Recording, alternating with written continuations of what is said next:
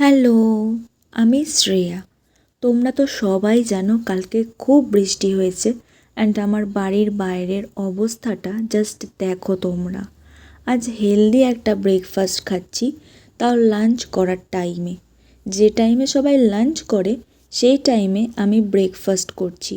So আজ বিকালে যাওয়ার ছিল মাসিমণির বাড়ি, তাই ঝটপট করে রেডি হয়ে নিলাম। এই শর্ট কুর্তিটা আমি নিয়েছি হাতিবাগান থেকে অ্যান্ড ঘড়িটা রাখিতে গিফট পাওয়া।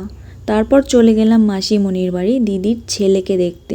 প্রথমে তো চিনতেই পারছিল না, তারপর ভাব হয়ে যাওয়ার পর হাসিটা জাস্ট দেখো তোমরা। দেন খেয়ে নিলাম 1 কাপ চা, তারপর মাখনের সাথে একটু খেলা করার পর দেন গরম গরম লুচি ঘুগনি অ্যান্ড মিষ্টি খেয়ে মাসিমণিদের পুরানো ঘর দেখে আমরাও বাড়ি চলে আসলাম। So tata.